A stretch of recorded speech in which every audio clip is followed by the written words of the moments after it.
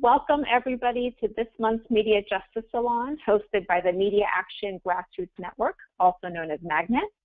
Today's salon is entitled Telling Untold Stories, How Documentary Film Shapes New Racial Narratives.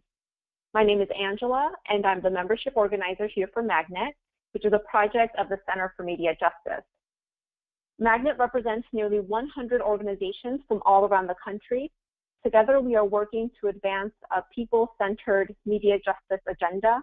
And as a national network, we amplify local grassroots voices, ensuring the on-the-ground expertise of our members influences media policy debates. To learn more about our network, we encourage you to visit our website. Our host for today's salon is Anna Lee, who is the co-director of Working Films. We're really excited to have her on. Thank you, Anna, for joining us. How about you tell us a little bit more about yourself?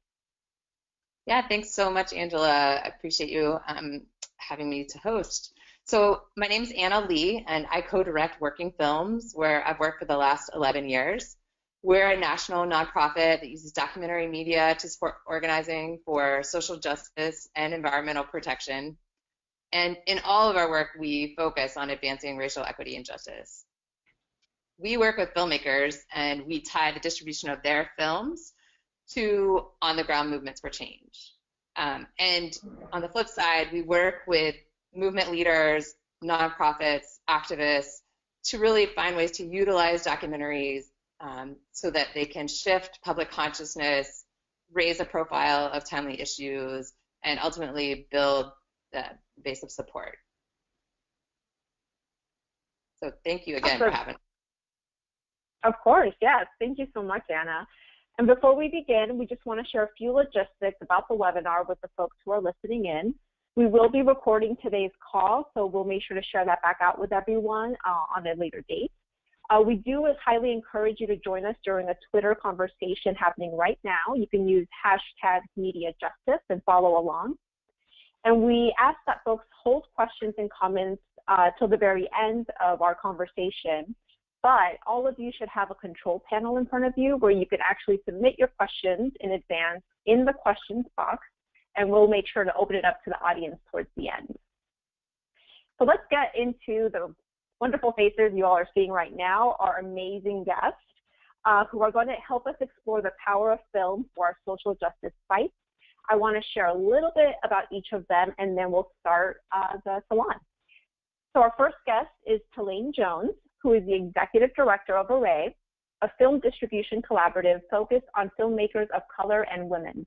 ARRAY has distributed 13 feature films since 2011, including Ava DuVernay's award-winning Middle of Nowhere. Next, we have Betty Yu, who is an interdisciplinary artist, filmmaker, educator, and activist.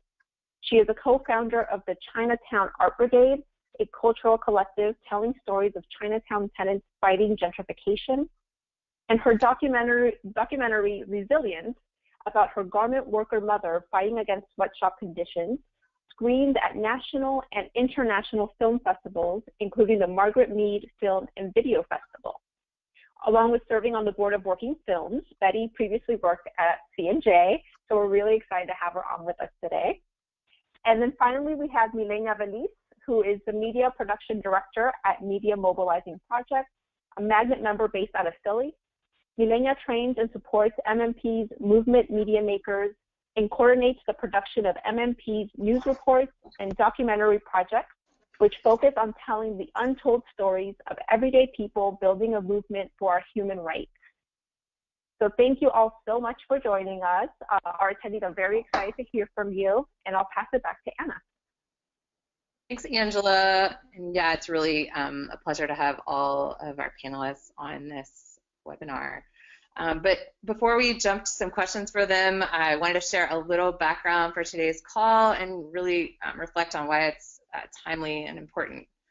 As we're in this current political and cultural moment, it feels essential to be having a conversation about how film can shape new racial narratives. So we're grateful that you all have joined us today.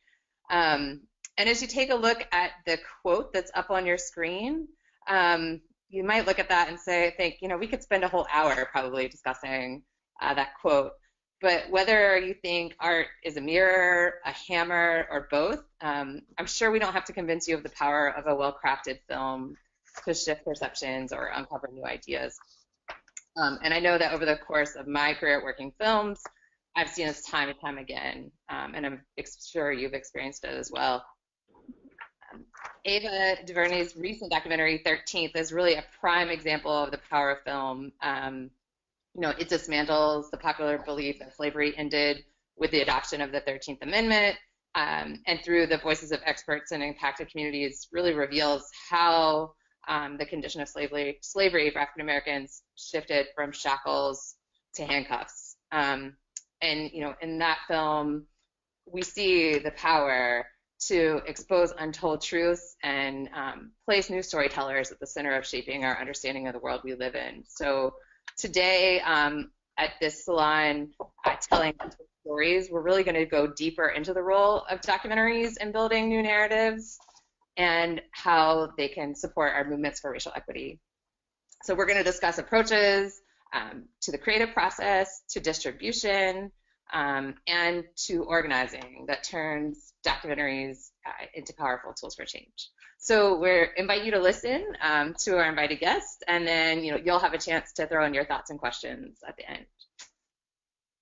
So let's get started.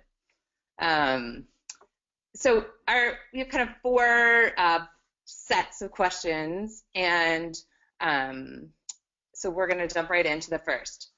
So broadly speaking, we're going to examine what's the role of documentary film in shaping narratives and why is it such an important tool. So our first question is for Tilane, specific to the film 13th. So, with 13th, one section of the film explores the role of the film Birth of a Nation and shifting public perception of race among white Americans, how that film fed racism and fueled the rebirth of the KKK after Reconstruction. And as one of the commentators in 13th explains, it was an accurate prediction of the way race would operate in the United States for decades to come. That was a powerful testament to the impact a film could have, that long ago. So as you're thinking about today's landscape, what do you see as the potential for films and documentaries in particular to shift public understanding and seed action for racial justice? I see it having a huge impact, as in the 13th, and showing how that film kind of had an impact on society in general, and also on the filmmaking community, because a lot of the tools and things that were used by the filmmaker are still being used in film today.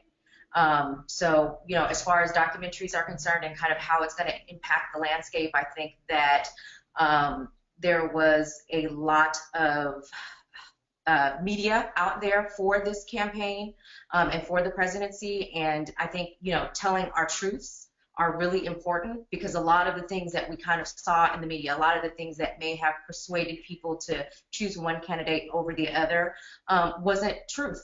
And it wasn't based in truth. And so I think, it's really important for documentary filmmakers to really search out the truth and expose that and show that to viewers, so that we can be more educated in our everyday lives. So it's extremely important. And I have kind of a follow-up question for you, specific to ARRAY. Can you tell us more about how ARRAY is creating avenues for creation and distribution of films by filmmakers of color, and more about how do you think the wider distribution of stories by people of color affects societal narratives around race? ARRAY was founded by Ava DuVernay, who's the director of the 13th, and it is a film distribution collaborative. So we actually collaborate with film festival organizations and film screening organizations all over the world to distribute independent film, including documentaries. We're actually going to be releasing Ava's very first documentary, This Is the Life, on Netflix this month through ARRAY. And so what we've done with our collaborative is we've actually made it our focus to acquire films by filmmakers of color and women filmmakers, only because we know how important it is for these images to be seen. You know, there's plenty of distribution companies out there, and, you know, their focus is not always on these types of filmmakers, these types of stories. You know, we founded, or Ava founded Array because of the fact that she knew that no distributor would want to, you know, show films about Black women. You know, love stories and stories about hurt and pain were not something that you saw 6 years ago when we first started Array, formerly Affirm.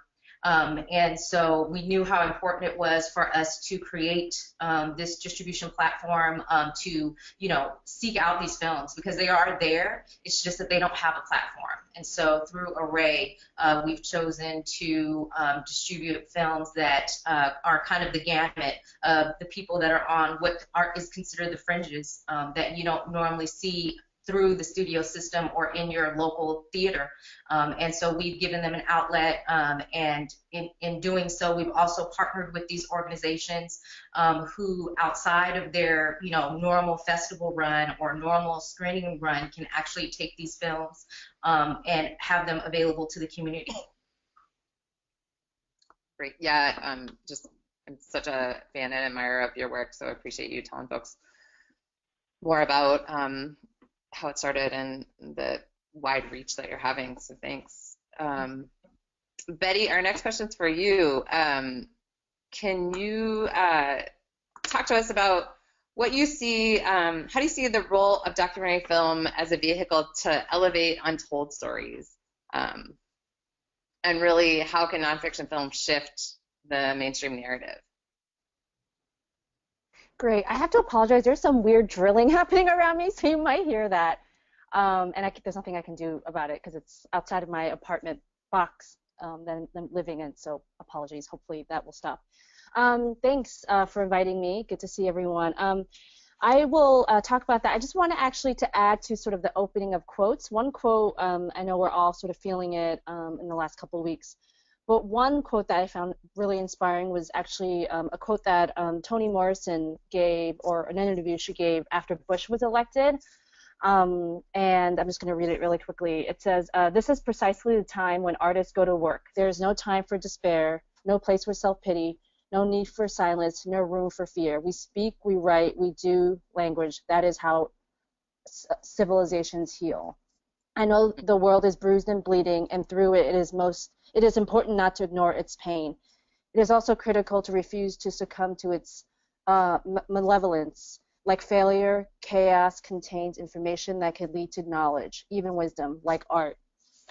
And so I just wanted to put that quote out there because that's been helpful for me.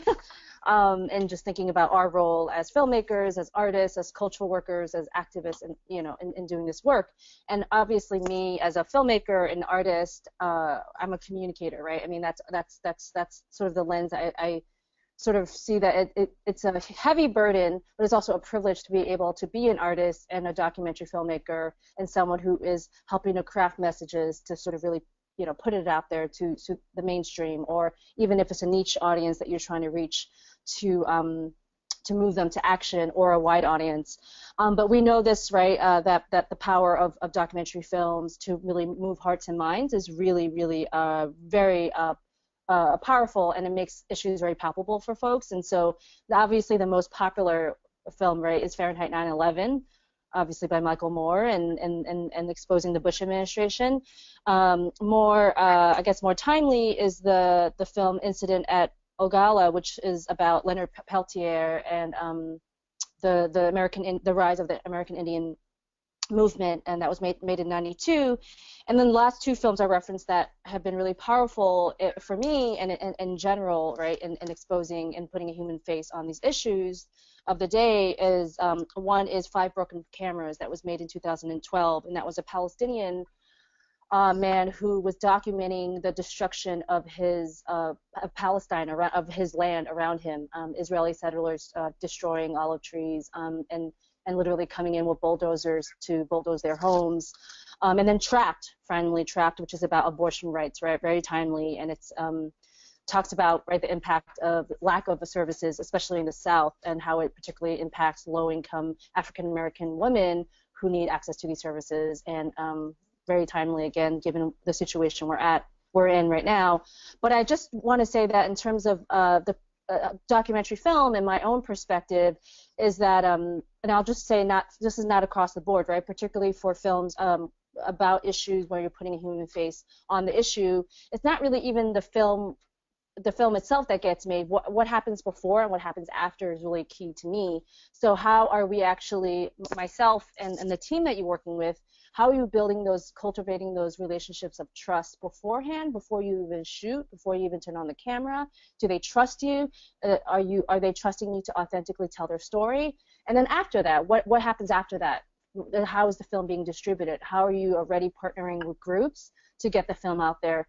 And I'll just point to an example of the film 3 Tours that I finished a couple of months ago, which is about 3 anti-war veterans. One is they all actually were served in Iraq, right, and became anti-war activists. One is an African-American woman turned poet. Another person is a Mexican-American to immigrant parents from Mexico, and he actually found solace and peace in converting to Islam. And then my last character from California came out of the closet when Don't Ask, Don't Tell was repealed, and that was actually at that moment when it was repealed, he was actually going over the border from Kuwait to Iraq, and he came out to his platoon. And so I had built these relationships with folks for about a year and a half, 2 years before even turning on the camera, and I followed them and worked with them. So I think that it's really, really critical for us to think about our responsibilities as storytellers and as communicators who are being trusted to tell folks stories, right? We're not giving anyone a voice. We are just providing a platform for their voices to be amplified through this platform of film and documentary film. And so I think we need to ask ourselves the critical questions of what are the ethics involved and the responsibility involved when we're working with folks to co-create these stories. So my own personal perspective is really, really key, is to co-create, and co-authorship is really important. So when we're making these films, making sure that folks are feeling okay about how they're being represented, particularly when it's sensitive issues like veterans issues who are talking about what they've done perhaps overseas and then becoming anti-war activists. In other cases, right in Chinatown, where I'm working with tenants, working with them to tell the stories of how they're being violently evicted from their homes, and how do you do that in the most respectful way.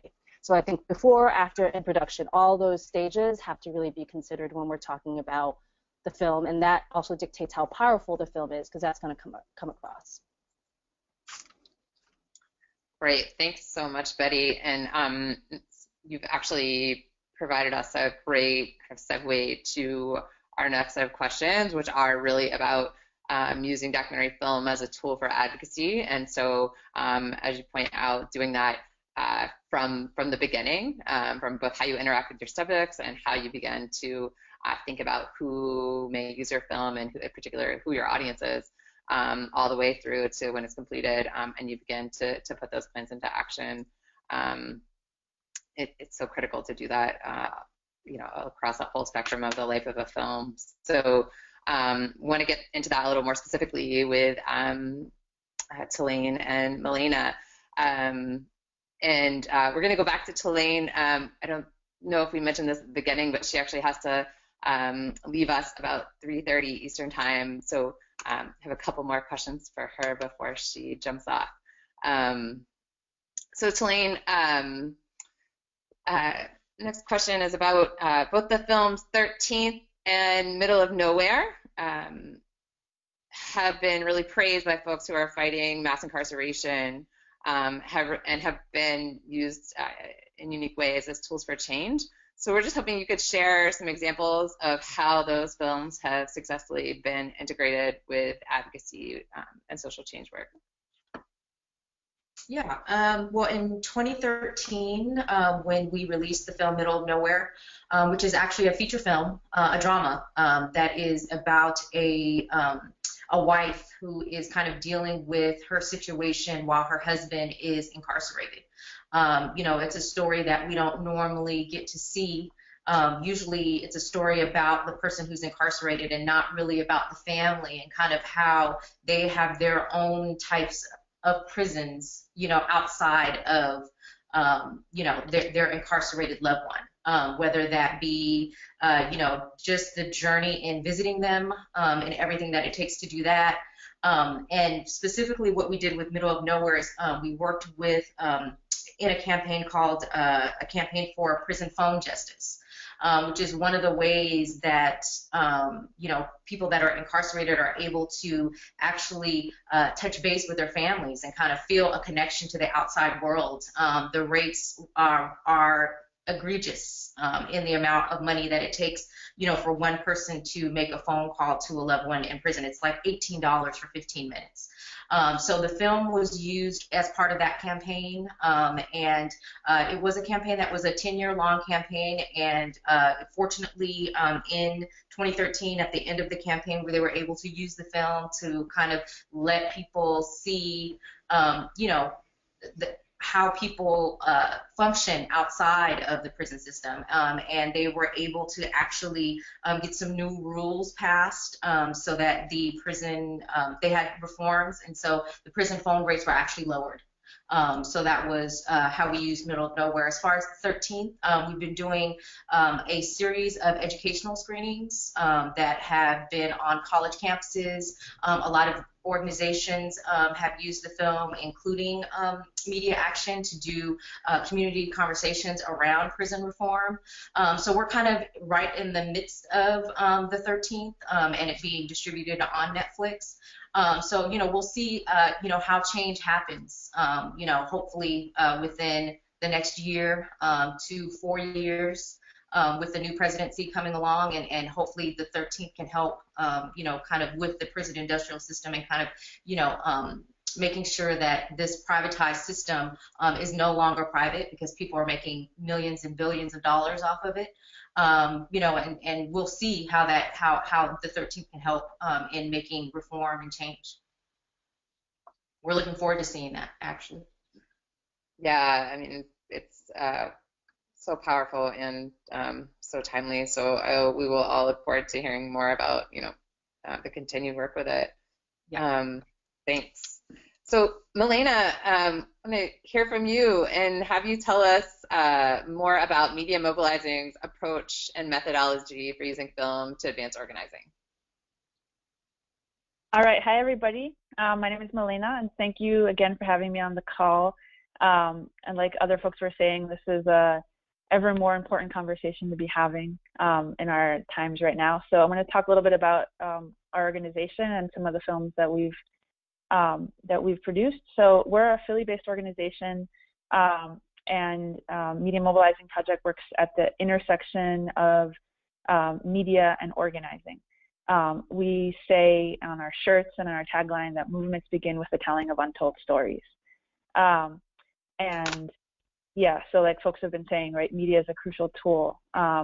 We see ourselves also as organizers who use media as our method, as our weapon, as our craft, as cultural workers. And we do a lot of work in our region, basically to serve as a resource for local community organizations, immigrant rights organizations, labor unions, youth groups, environmental justice groups, that for them to have a way to tell their stories, to have a media infrastructure, training, and we produce stories together with community organizations about their work and about their issues. We also do a lot of work to support emerging media makers, what we call movement media makers. So a lot of young people who are coming up as independent filmmakers or artists to have a framework and a way to work collectively around using their tool as their skills as a tool for social change. So Groundwork is one of our most ambitious documentary projects up until now, and it's a series of films that profile different community campaigns, and we focused really on the story of the behind the scenes of organizing, looking at our region and how are people transformed when they stand up for themselves, right? What do they get back from fighting beyond just the policy win, but as people? And one of the things we really wanted to do with this was make the organizing process more visible, because we think that there's a lack of literacy around what does it really take to build movements, right? Sometimes we see the end result, right, and the big mobilizations, but not the steps before that. And we also worked with kind of similar to what folks were saying about what happens before, during, and after, right, the production process. In Groundwork, when we produced it, each story was followed by a producer who had a deep connection to that organizing. So, for example, one of the characters we follow is a nurse who organizes for better patient care in her hospital, and the person who worked on that were filmmakers, but also nurse organizers who had worked organizing nurses before. We worked with an environmental activist on a piece around flooding and climate change and its impacts on African American neighborhoods in our city. So we try to build really deep connections where we see ourselves as media makers and organizers. And just one example of the impact for Groundwork that I really love is one of our shorts of the series is about Youth United for Change, which is a youth organization working primarily with Black and Brown youth in public schools in Philadelphia. And they use the film when they orient new members. And they've told us that basically they can see this change where as soon as the members see the film, or the potential new members, their attitude completely changes about what this is, because they see people like them taking a stand and fighting for their rights and acting together, acting collectively. And that's something that too many people don't have an example of, right? So films can also serve in a really powerful way of showing what that looks like for people who might not have had that experience before. Great, thanks. Thank you so much. That really uniting of organizers and media makers is near and dear to our heart at Working Films. So it's always exciting to hear the models that other people are using. So thank you. So Tilane, I know you have to jump off in just a minute, so I wonder if I could go back to you for just one final question, and just maybe tell us kind of what's next for your work and Array. Like, what do you guys have in the pipeline that we should be on the lookout for? Yeah, we're still distributing films. That's our main goal.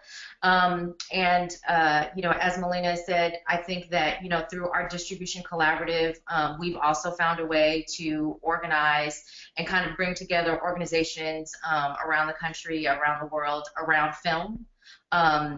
We have our volunteer mavericks, we have our rebel members who are our donors, and a lot of them are just film lovers. And we're hoping that, through the content that we're acquiring and through the content that we're distributing, that it does give them a form and a way for them to become active within their communities, just see the bigger picture. A lot of film, I think people think of it as entertainment, and it is a form of entertainment, absolutely. I think that's what engages people, but at the same time, just to, let everyone know, when we're acquiring these films, we do try to make sure that they're films that have some type of social action component to them, something that can build a community, which, for me, my thought is communicating, having the conversation is the first step of each community kind of taking those needs and those barriers and those things that are, not allowing them to grow, to talk about them and try to figure out ways to actually, cure these things that are affecting our communities. So, through Array, that's what we do as a distribution collaborative. And so we want to continue to do that in this coming year. We also want to, also help filmmakers. Again, as Betty said, we're not here to give a person a voice. We're actually here just to give them the platform for them to voice themselves through their art. So we absolutely want to continue to do that as well. So we'll be acquiring more films. We'll be out there seeing films. We'll be advocating for those filmmakers that have that voice and are moving the community forward. With everything that's happening in our country, I just hope that people remember on this call and in general that we do have to continue to move forward. We do have to continue to work, you know, as all these great women have, and as well as you, Anne, you know, to make a difference. So, you know, that's what we're going to try to do in the next year and the years coming up. So our main, please look out for us as we're, you know, distributing these films, and please, you know, find a way to be able to see these films as well. You know, whether it be in the movie theater when we bring it to your community, or through that organization, or through Netflix, which is a great partner with us in getting this content out. Great. Well, thank you so much for joining us on the call, and if you can stay on a little longer, great. And if you have to leave, we'll, again, just thanks for being here. Yeah, no, thank you so much, and thank you for everyone that is on the call listening. Have a good day. All right, you too. All right. Betty, we're going to jump back to you. And so, as we mentioned at the outset, Betty is on the Working Films board, and I just thought you could talk to us for a minute about kind of why you stayed involved with Working Films really since our founding 17 years ago. You know, we work with networks of filmmakers to support organizing for social justice, hosted the RaceFlix series at Facing Race a few weeks ago, and really worked to equip racial justice leaders with film. So we are so grateful for your participation and support of our work. But if you could tell folks a little bit more about your involvement and Sure. the benefits you see of that blend of organizing and media. Sure, and hopefully folks on the call will, if you don't know about Working Films work already, you definitely should look them up. And I'm a proud board member, and was on the board at the beginning and took a 5-year hiatus or maybe more, and then came back a couple of years ago. But I have to say that Working Films it's a truly unique organization, and I don't think I've ever come across one quite like it, where it's really, again, I mean, when I talk about sort of the, you know, pre-production, right, before you even turn on the camera, and those relationships, and then while you're filming it, and then after, what happens to the film, right? It doesn't just sit on a shelf, or I guess now it's not the shelf, it's in your computer somewhere. And I learned a lot of this actually through my participation with Working Films, being on the board and being friends with some of the folks on the board and on staff. But I think that there's a lot to learn from Working Films strategy, in the sense that before we even think about turning on the camera, and again, this is specifically geared toward folks who are making social justice-oriented films, already thinking and having in mind what is your ultimate goal, right? What is your point of view? What are you trying to say? And who are you really thinking of partnering with to advance those issues, right? Because it's not so much, at least for me, right, we understand that putting a human face on the issue does help make the issues much more accessible and challenge the dominant narrative, right? For instance, films like Water Warriors that Working Films is co-producing with or distributing with Michael Primo, who some of you may know, and Water Warriors is about a fight of Native American communities, one Native American community that is fighting for their right to their own water and land against natural gas. And as a result of the battle, they've actually were able to, in the local government, elect a new government body, I think. But anyway, this is one film that we can see is very timely given what's going on in Standing Rock, and learn from those examples. You know, another moral movies is something that I know Working Films has been doing locally in North Carolina, which is around the Moral Mondays movement, and bringing films, especially Black Lives Matter films, right, and really issues that, again, are not elevated or not seen in the corporate media, or if they are, they're often demonized. But again, co-curating it with the North Carolinian community, the religious community, the faith community, social justice groups, making sure that there is buy-in all across the board to co-curate what these films are that are being shown. And then the last thing that I've been inspired by is the Coal Ash Stories, which is, if folks don't know about the series, it's a series of films that really look at the health concerns of the toxic sort of the sort of toxins that come out of the coal ash waste, and looking at particular communities, African American communities particularly, that are really impacted by this. And they've been holding these screenings throughout North Carolina, throughout the South, and it's always tied to action, right? And so if you look, and I admire that about Working Films, and other organizations that might not know about that do this work, which is like they take on projects and they must be tied to some kind of action, whether it's policy, legislative, state, or it's moving an audience and moving a particular audience to action. And I think that's something that we can really take away, that sort of lesson of thinking about it even ourselves when we do the work that we're doing. Why are we doing it, and how are we making sure it's advancing the issue and the movement? So I really am very appreciative of that. Thanks, Bunny. We appreciate your support and participation in all of that work. And yeah, right, like that ultimately, right, we want people to not only be inspired, but to do something. So, and I think talk about that a little bit more as well. Actually, Milena, I'd love to just ask you briefly about that with the projects that, for example, that you just mentioned. How are you all tying that back to action on, issues in your area? Mm-hmm. Mm-hmm. Yeah, that's a good question. So, and I'm really resonating with a lot of what both of you are saying in terms of the role of the filmmaker. And just to kind of add a little bit to that, I think one of the reasons to really involve, like co-create films as much as possible is also not just because it's ethically better to do, but also because it'll make a better film in the end.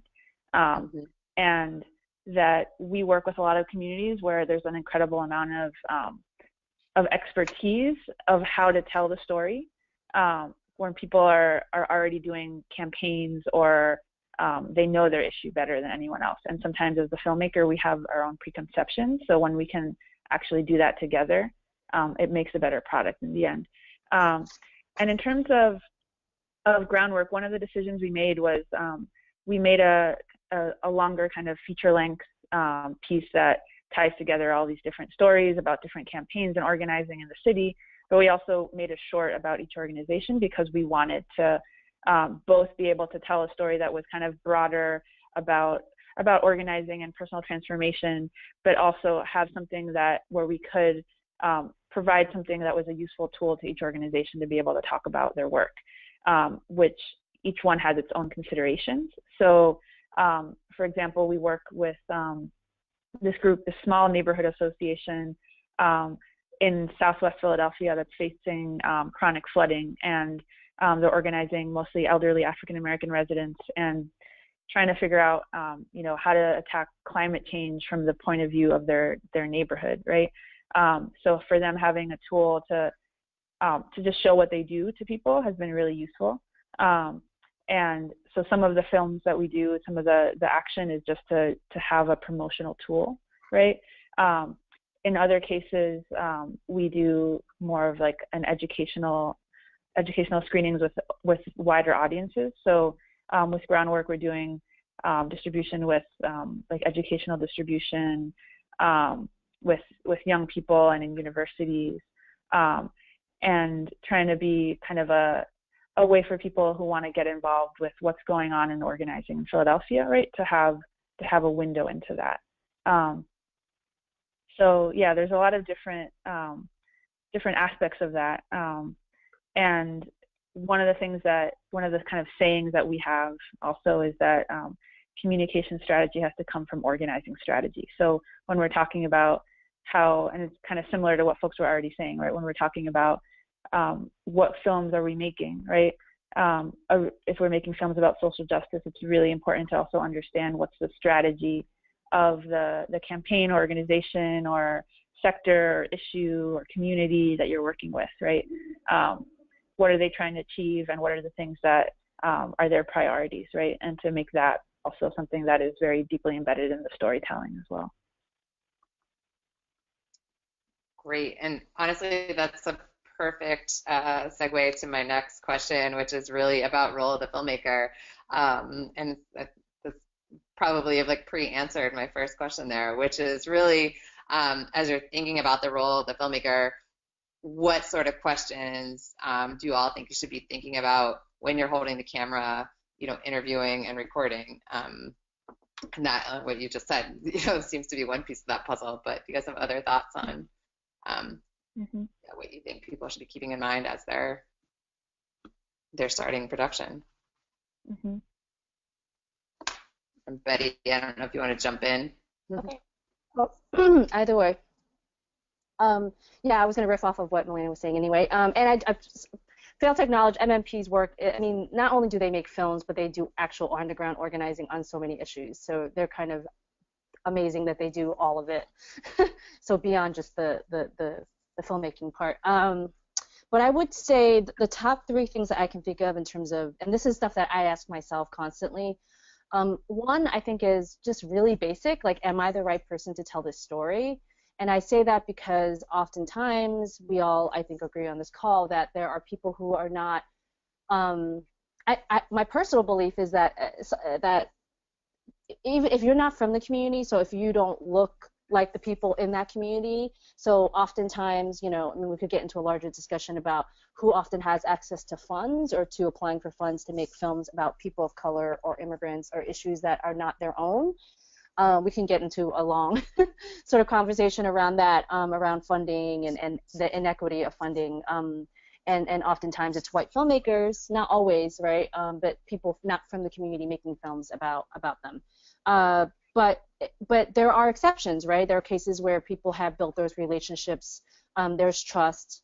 Folks maybe who are not from that community have been doing organizing or have been involved in the issue for a really long time, so the trust is already established. But I do think we have to ask ourselves, and like I said, I ask myself all the time, maybe, am I the right person to make this film? If not, then who do I need to partner with? Who do I need to seek advice from? And that kind of thing. And then I think the second thing is like really the relationship building is really, really important. And so again, speaking just specifically around social issue films is being already involved in the work already. So with Iraq Veterans Against the War, there is a sister organization they have for civilians, and I was involved with that group for a little bit. In Chinatown, I was involved with CAV, Chinatown Tenants Union, and I was sort of involved with their organizing work for several years before taking on this project. And so I think that those are things that are really important because the trust is already established, and that you are very authentic in that you want to partner with folks to figure out how do we use these films to specifically advance issues, reaching wider audiences or narrow audiences to move a certain issue, and just know your before you even approach it, right? Just have that under your belt, understanding the issues, understanding why you're doing it, what perspective are you, what's your take on the issue, right? Because we know there's no objectivity here at all. So it's actually much stronger to have a point of view and know what you're trying to say and what you want people to ultimately do after they watch the film. So knowing all of those things, I think, is really key. Milena, do you want to add to that in terms of questions folks should be asking? Just a couple more things, and sort of ditto to what everything that Betty said. I think another thing, considering just how fast-paced like technology and communication is now, when we're talking about making, if it's a feature documentary film, right? Even if it's a short, right, it takes a lot of time. So I think one question that, and there's many like good models for this, but to be asking ourselves is like, what is the process also? Like, what are the steps of what does this community need in terms of like, should I be working on something smaller that comes out right now because something really like an emergency is happening, right? And how to like just take those steps as well. I think more and more, right, like films are kind of sometimes even like the final product of a process of making lots of like small pieces or doing like smaller community screenings or releasing photographs or articles or blogging or like all these different kinds of methods of telling the story, and I think that also at the stage of really trying to put the story together, as much kind of a loop of feedback with the community that you're representing as you can do. And this is also, you know, one of those things where it comes down to time and resources, and but I think that builds also an incredible amount of buy-in for what happens with the film afterwards as well. So for example, right now we have some folks working on a short documentary that's about basically the past and the present of the African American community in Atlantic City, and seen through a community play, kind of like I forget what that movie is about, the all volunteer community theater. That's like the comedy movie, but anyway, so we're working with this community that put on this play, and folks are driving, you know, across the state of New Jersey to show screenings of this with the people involved, and that is just bringing up like things that we didn't even think about, right? Because we didn't have the whole picture about what should be included in the film, where it can be screened, who should be seeing this, right? And like we're coming up with a distribution strategy, right? Also with people having seen what it is, because sometimes the community has to even see their story represented back to them to really even get like, oh, like this is the significance of what we're already doing, right? So we also play a really important role, not just speaking to the outside world, but also speaking to the same community that is the core audience, or the people who even can be understood as the creators of the story itself. To lend like legitimacy and respect and visibility to even to mirroring back to themselves, right? What it is all that they're even accomplishing and doing. Yeah, awesome. Thank you so much. That was incredibly helpful. So actually, I'm going to pass it back now to Angella, because we're getting close to the end of the hour, and we want to open it up for questions from the audience. So Angella, take it away. Awesome. Thank you so much, Anna, for leading us in this amazing conversation with, you know, these amazing women, and all women of color, which is exciting. We'd love to encourage folks. Some of you have already been submitting your questions, so we're going to try to get to as many of those as possible, recognizing that we have about 10 minutes left. For those who are considering adding a question, just open up that control panel, type it into the question box, and we'll make sure to give folks as much time to share their question. We would just ask folks who actually hop online to just be brief so that everybody gets a chance. And it looks like there is one question right now, which is for the both of you, and also for Anna. You know, sort of the question is, what's next? All of you have really exciting projects. What are each of you up to in the new year? And we'll start with Milena.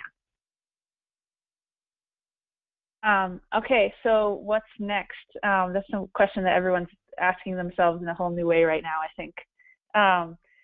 So just very short term, actually, one of the things that Media Mobilizing Project does also is we work around shaping the media system and the way that our technology and media policy shape what stories we can tell and how. So we've been working with a coalition over the last few days to start pushing the media to use the term alt-right to say what it really is, and to not do basically the PR work for what Sean King calls the KKK in suits, right? So we've just released a petition. We're working with Center for Media Justice, with Free Press, with Color of Change, National Hispanic Media Coalition.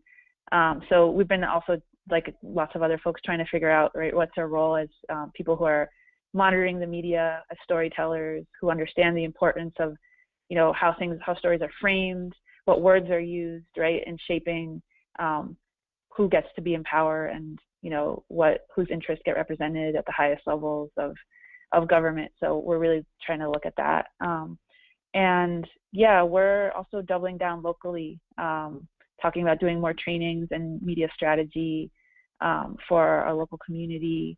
We're going to be working to support some of the folks that are going to be on the front lines, like, you know, on day one, the immigrant community, and other folks with whatever we can do for them, right? Like whatever they need. And I think this is a moment for all of us to really like come together and support each other, is that like across communities and across organizations, and figure out how we can all pitch in together. Yeah. Betty, how about you? Sure. So I am continuing to, I'm actually going to be heading out to New Mexico in in January to show my film 3 tours, and there's been really strong anti-militarism and peace movement and veterans who now more than ever, right? There's a real concern about what's going to happen globally. So I'm going to be going out there to show the film, and on a personal level, I'm going to try to do a new cut that is more accessible, as Milena was saying. You know, feature films, even an hour long, is not necessarily accessible to a lot of folks, right? Our attention span is very different now with the age of social media, the digital age. So cutting something shorter to show.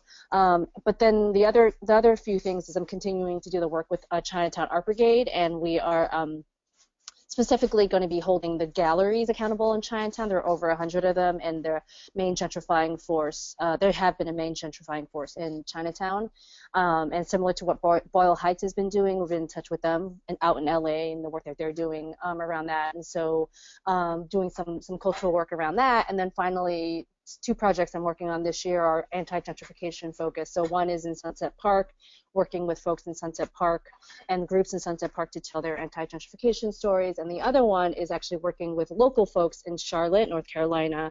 And I just found out, I guess it was released today, that the cop who killed Keith Scott is not going to be even charged with murder, basically. But anyways, telling the stories of folks in the west side of Charlotte, which is a historically black community, and how that is really tied, right? Police brutality and police violence is so tied to other issues around employment and jobs and healthcare and housing.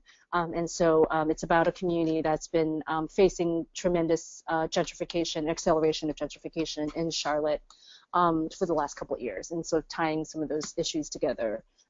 So those are some of the personal projects, those 2, Sunset Park and in Charlotte, that I've been working on this year. Wow, thanks to both of you. I'm really excited to stay plugged into the work that you're doing. And just for us at Working Films, we are focused on local and state level organizing in the next year. Most of our work is going to focus on supporting the movement for a just transition, which is, for those of you not familiar with that term, it's really the work of reshaping communities to be more equitable, sustainable, and just through new models of people-powered economic development, energy production, civic participation. So you can stay up to date on our work at workingfilms.org, subscribe to our newsletter, and just kind of follow that project there. So I want to jump, though, to questions, some more questions from those of you who are listening in. And the first question is from Arlene, who has said that she'd like to know more about funding for the types of projects that we've talked about today. So yeah, just sources of funding and opportunities to make these things happen. Do either one of you want to jump in? Milena, do you want to share more about how you all find support for the work that you do? Mm-hmm. Yeah, we have, a lot of our work has been funded by grants, and unfortunately there's not enough funding for this kind of film work. It's a constant struggle. I think I'm probably not the best person to speak to like the whole landscape. We were able to get an NEA grant that we didn't think we were going to get, that allowed us to make groundwork. And yeah, we've got to try to figure out the ways to eke it out when we can. Yeah. And I'm happy to jump in a bit, and then Betty, if you want to add to this. like Milena, a lot of our work is funded through grant funding. Just a couple of funders, for those of you that might not be familiar with them, fund in the space of social issue documentary and social change with documentary films. The Fledgling Fund, Chicken and Egg Pictures, which funds women filmmakers, POV and BritDoc all have different funding sources. One other source of funding, in POV and BritDoc, you can look on their websites for a list of resources for additional funding opportunities. And then issue funders really can be another source of funding to support social issue documentaries.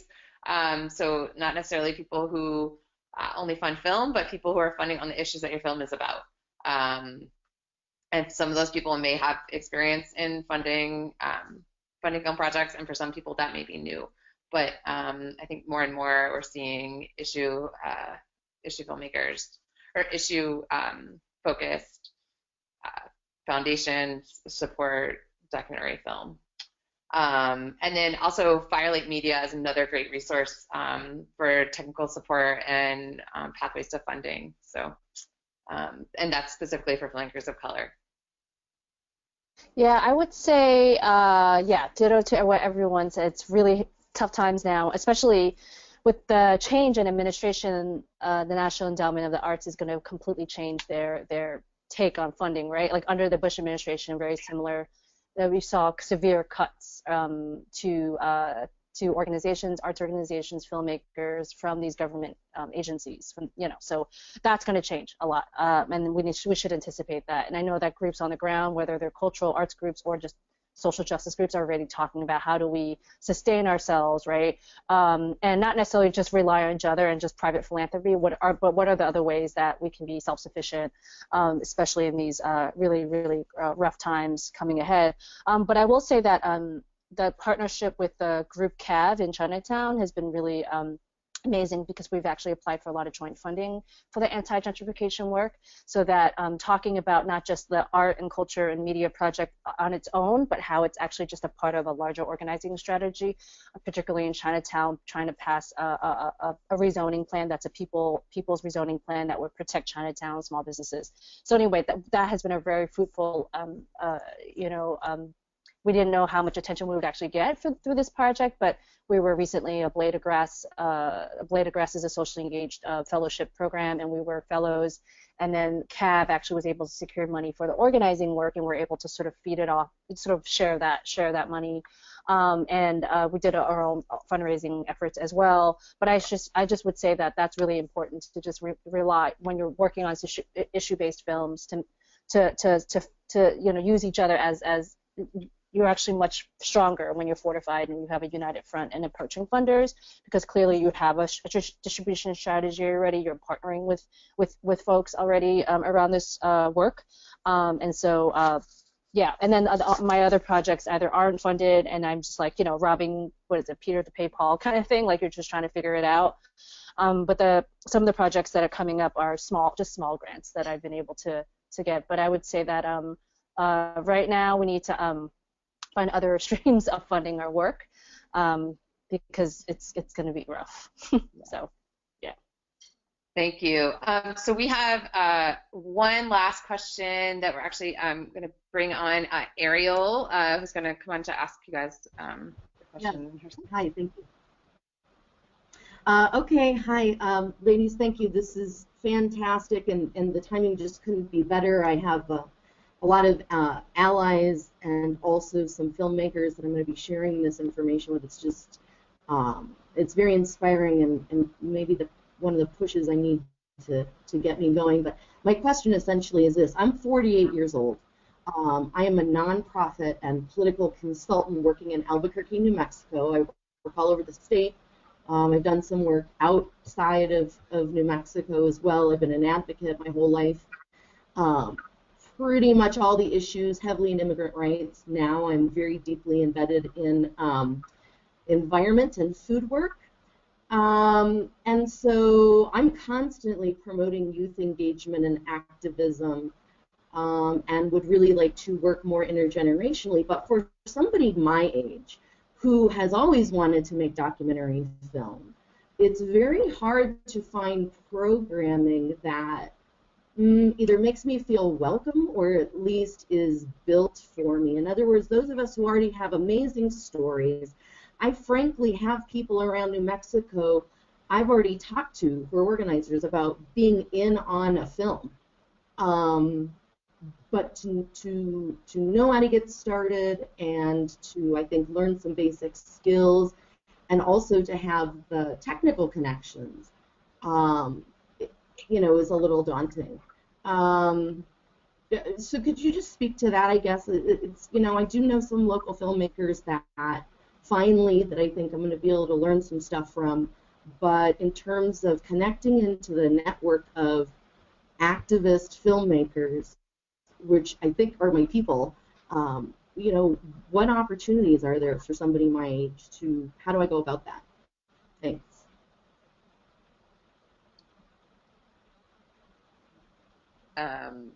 Betty, do you want to jump in first on that? Oh. Sorry, I was muted. Yes, I don't know. I know that there was a long fight to preserve the public access television station in Albuquerque, quote unquote, and I believe that fight was lost. Correct me if I'm wrong. So I know that that was an amazing place where low to no cost services where you can learn filmmaking skills, documentary, radio production skills. So that's no longer there. I don't believe, but I think that now more than with the democratization of media making tools, it's much more accessible than it's ever been to buy really. Again, it's still a luxury, right? But to purchase equipment it's fairly affordable to start kind of shooting, and I would say that relying on your network. I know that Magnet, Media Action Grassroots Network that's hosting this call, has a whole network of folks in Albuquerque in particular, and it's probably how you found out about the call. I'm not sure, but they have a chapter in a presence in Albuquerque of cultural workers and folks who are working around the arts and media that might be able to sort of connect you to folks that might be helpful in your project. Yeah, I think the other thing I would say is just that there's a lot of people out there who have the production skills and who want a chance to do something like valuable and worthwhile with those skills. But sometimes it's a matter of just trying to figure out how do you bring them, how do you find them, right?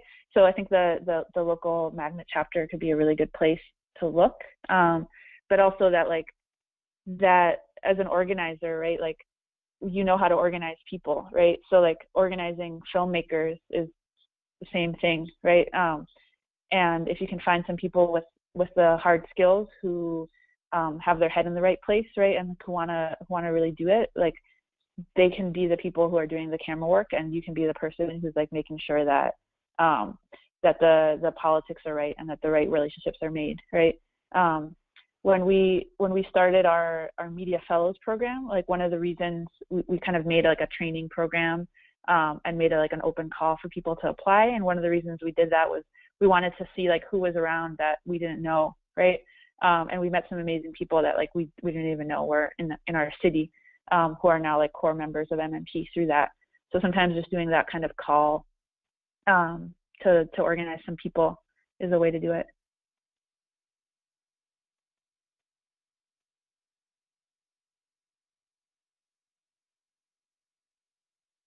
Oh, Anna, I think you're muted. Sorry. Yes, I was. I was going to say, I want to just add quickly a couple of resources for beginning to think about how you would use a film, and even how you would shape it based on the outcomes you want to have. So on our website, we have case studies, workingfilms.org, showing our process and outcomes of different projects. Also, the BritDoc Field Guide is a great tool for planning the impact that you want your film to have. And then POV also has great resources. So these are just some additional things that you can review on your own. But I think I'm going to, and that I think is the last question, so I'm going to turn it back to Angela to finish out. Yes, thank you all so much, and thank you everyone and our presenters who stayed on just a little extra longer to, get a chance to hear their responses from our presenters. And Ariel, thank you for that question. Betty raised a good point. We have a wonderful presence in Albuquerque, and so you'll see our contact information here in a second. So definitely get in touch with me, and I'll make sure to connect you. For those who are interested in talking further with our presenters and with our hosts, here is their contact information on the screen. We know that this conversation, like Anna said, could go for hours. This is very exciting work, and so we encourage you all to stay connected, reach out to Magnet or to our presenters, and we'll make sure to always follow up. So, of course, a special thank you to our presenter, Anna from Working Films, for leading us in this discussion.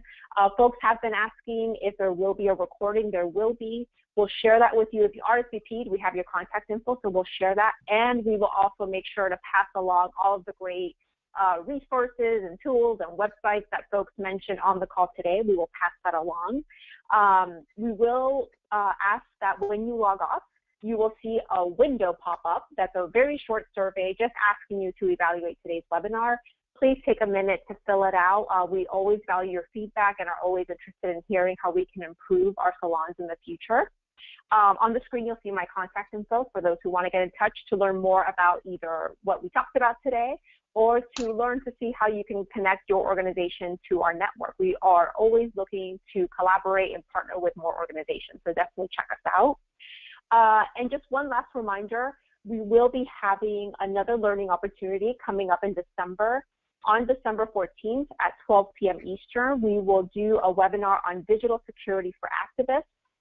In light of escalating surveillance under the Trump regime, we encourage all of our Magnet members to have one or more representatives to get trained in the basics of how to protect yourselves. The Digital Security for Activists webinar is going to be free for all Magnet members and a nominal fee of $35 for non-members. Make sure to check that out. And lastly, Magnet is a grassroots-powered organization. We rely on the contributions of our friends to build power and to win victories. So if you feel moved, we hope you will consider making a donation to Magnet online at mag-net.org. So thank you all so much. Have a wonderful day. Bye, everyone.